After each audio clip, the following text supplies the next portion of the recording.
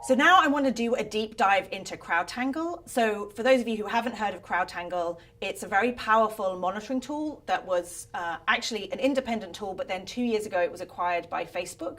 And for that reason, it's now become the most powerful way of searching Facebook. And it allows you to keep track of different accounts and pages in one place. And you can order that by the level of engagement, the kind of reactions it's receiving.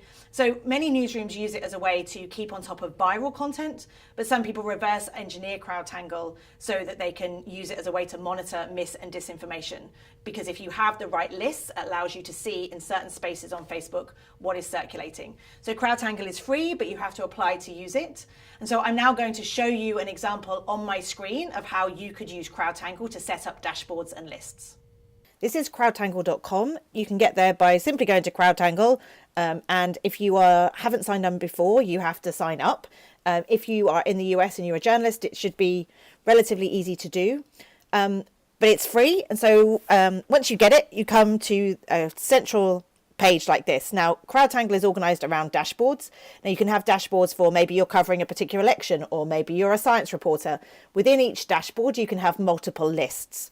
So to create a new dashboard, you could click here and say create new dashboard. I'm actually going to use an old one that I'm repurposing, connected to the election last year that I was working on. So to create a new list, you just click here, and it's going to ask you whether you want to monitor Facebook pages or Facebook groups. So let's start with pages. And I'm going to see if I can find people who are obsessed that the earth is flat. Now, when it says add pages, I then search here again. Let's take out those bunny ears. And look at this. All of a sudden, there's a lot of pages. So I'm going to say yes to a lot of these. I'm really fascinated by Flat Earth Hungry, Flat Earth Chili. See, it's really incredible once you start diving in to all of these. And so I'm going to give all of them a go because it's useful to kind of see the kind of content that comes up. So once I've got that, I can view pages if I want in one place. And this is how you can remove. But let's go here where it says leaderboard, because this is where it gets interesting. You can actually see kind of traffic in this way in terms of which are the highest performers. But let's go to posts. Now, at the moment, it's looking for overperforming posts in the last 2 hours. Now, I'm just going to say I'm happy with total interactions. And I'm going to say in the last 72 hours. So this is showing me, here we go. This is the amount of emoji reactions, these amount of comments, these are the amount of shares. And this is quite interesting here, this interaction sparkline.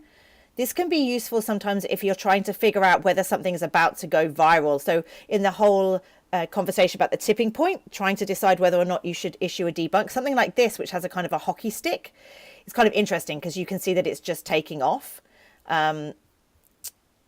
This is kind of tailing off. You wouldn't issue a debunk there. So hopefully you can see this is actually a really interesting way of trying to find content from a particular community. As you can say, overperforming, underperforming, interaction rate, and most recent. And again, over time periods, you can say you just want photos, links, statuses. I wouldn't bother as much around that if you're monitoring misinformation. So as you can see, very useful, very easy to do. You can also do saved searches. So if I do a search here, this is within posts. So I'm going to say, what might somebody say? I believe, I'm not sure whether this is going to work. Let's just say flat earth believer. And then click search. Oh, of course. Let's see if there was anything if I say, here we go. So this is actually a kind of a keyword search query on posts. So this can be very useful. Are you a flat earth believer? So hopefully, as you can see, this becomes a way of monitoring Facebook that's much easier than using facebook.com. And again, this weights piece, you can actually say, I only want to see things that are making people angry. Let's see, I'm not sure if this is going to work. Yep, people are angry about this. But sometimes when you're monitoring misinformation, it's worth doing this because things that make people have a very strong reaction are the things that you're going to find are more likely potentially to be mis or disinformation, because that's people who are doing this understand that people have emotional triggers. So there's many things that you can do with CrowdTangle. I would really recommend that you have a play around with this yourself, but hopefully this has given you an introduction to how you can use it in the space of misinformation. So hopefully that was useful and you can see how it would bring value to you. So again, if you want to access CrowdTangle, you have to apply to CrowdTangle, or if you're already in a newsroom, ask somebody there, maybe your training manager, about whether your newsroom already has access.